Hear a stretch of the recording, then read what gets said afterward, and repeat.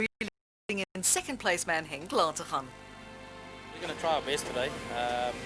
Try and push as hard as we can and see where we finish up. At the same time, Latergan may have had intentions of fighting for a victory. Because yesterday it was really close. When we had a good car, we were battling for tenths of seconds, so it's going to be tight, I think. Marc Cronje was leading the rally and opening the road on day 2. And hoping there's not too much dew on the grass, but it's the same for everybody, so let's go and play.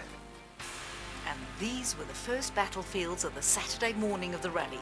Stage 7 was named S2000 after the brickyard and land on which it was based, and at a massive 33 kilometers in length, it could well have decided the outcome. After S2000, it was straight on to stage 8, where owner Chori put up a huge show for the thousands of appreciative rally fans who came out to witness the action.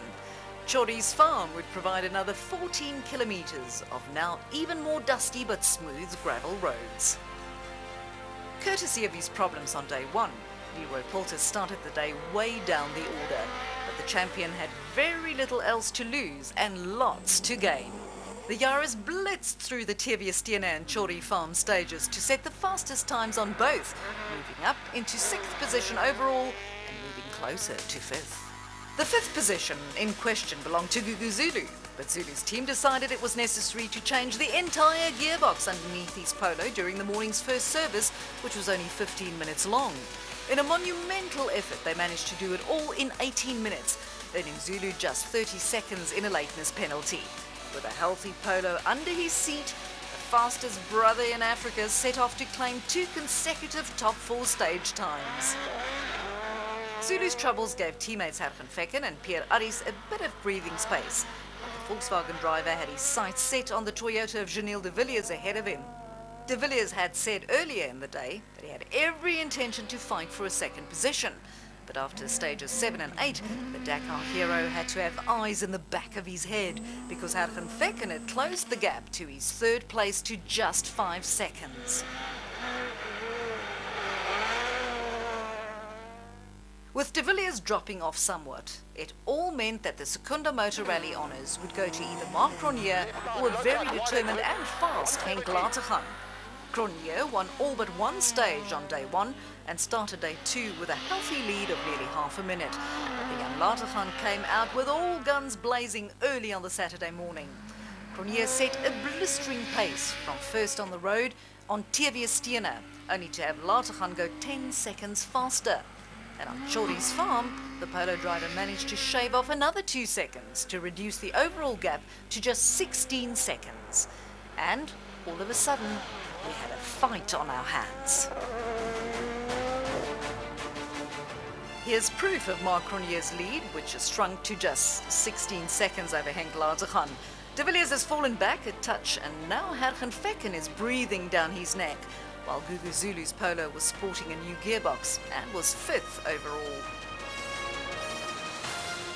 Back in the Dunlop service park, Janelle de Villiers had to let go of his plan to fight for 2nd. Well, that plan disappeared. No, I mean, it was very, very fast on the first stage. Henk Latergan had his tail up and was perhaps aiming for a victory. I'm going to keep on going like I'm going now. There's not a lot more I can do. I'm basically driving max attack everywhere. But the man still in control of proceedings was none other than Marc Cronje. I think he's pushing hard, and it's good to see. I must say it's good for BW. This is where the rally would be won or lost, stages 9 and 10. It was the exact 2 stages at S2000 and Chori's farm from before, where thousands of spectators had now gathered to witness this enthralling battle in what could only be described as the Colosseum of the Secunda Motor Rally. Marc Cronje knew that the young Latergan was coming for him, so the former champion had no choice but to respond. But this was Cronje in huge trouble as he slid wide and through a fence. The time ticked by as he got going again, but he has now also picked up a puncture to add to his woes. He reached the end of the long stage in a time of 21 minutes 22 seconds. Could he have lost the rally in one foul swoop? Henk Latergan would have been unaware of Cronje's troubles and the opportunity that he had to take the lead, so the polo driver was still pushing hard. But that was impact with the scenery, resulting in a broken rear suspension and unbelievably a sad end to his challenge. Oh, the wheel's off. The wheel just disappeared down the road. Yeah, but maybe this is... No, Barry, the wheel is gone. With Latergan's demise and Cronje's troubles, the door was wide open for Hergenfecken to move up the leaderboard.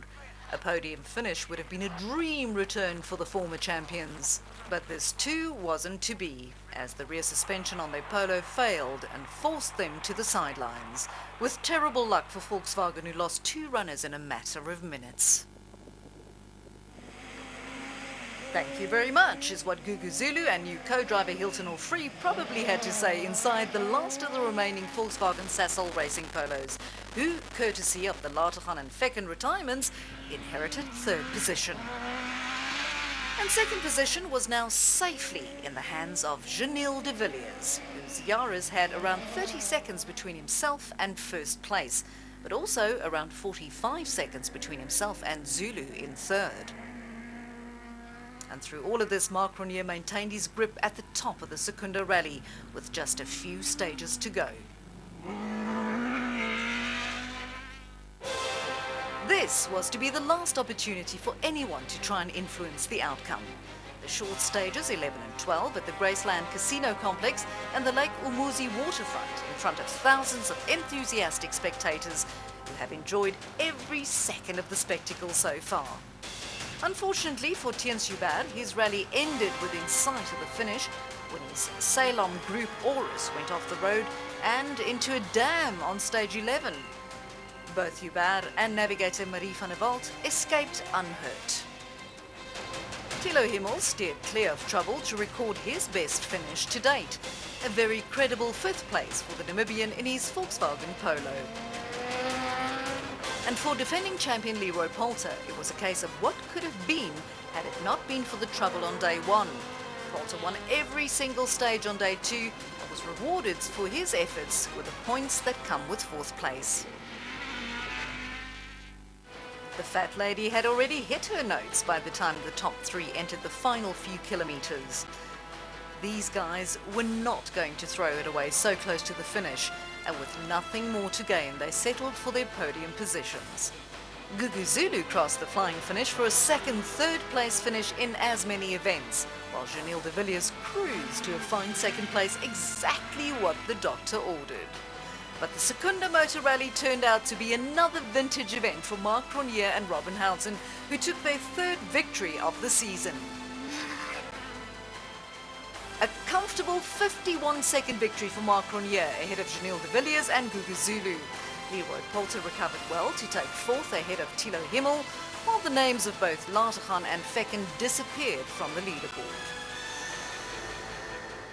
And in typical Secunda Motor Rally fashion, they made a spectacle of the podium celebrations at Lake Umuzi, much to the delight of the large crowd. But the stars of the show were the ones who tasted the sweet taste of victory champagne. And it's a taste which Gugu Zulu seems to be getting hooked on. The team was incredible this weekend. We had big issues and we had to change a gearbox in, 17 minutes, which was a record for us. 2nd position is exactly what Janil de Villiers wanted to get his season back on track. You know, I hope we can build on this and keep on improving, and we'll see how it goes. But 3 wins from 3 events mean that Marc Cronje will now be hard to catch in 2015. Well, certainly not easy, but it's great to have the momentum in 3 events. Having some nice points on Leroy's a bit of a breather, but it's definitely going to be a fight all the way through. Round 4, the 2015 South African Rally Championship will take place in the Limpopo town of Bela Bela.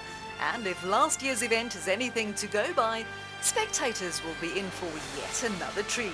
So see you in Bela Bela on the 19th and 20th of June. Highlights of Round 3 of the South African Rally Championship was proudly presented by Motorsport South Africa and its partners, Toyota, Volkswagen, Ford, Sasol and Dunlop.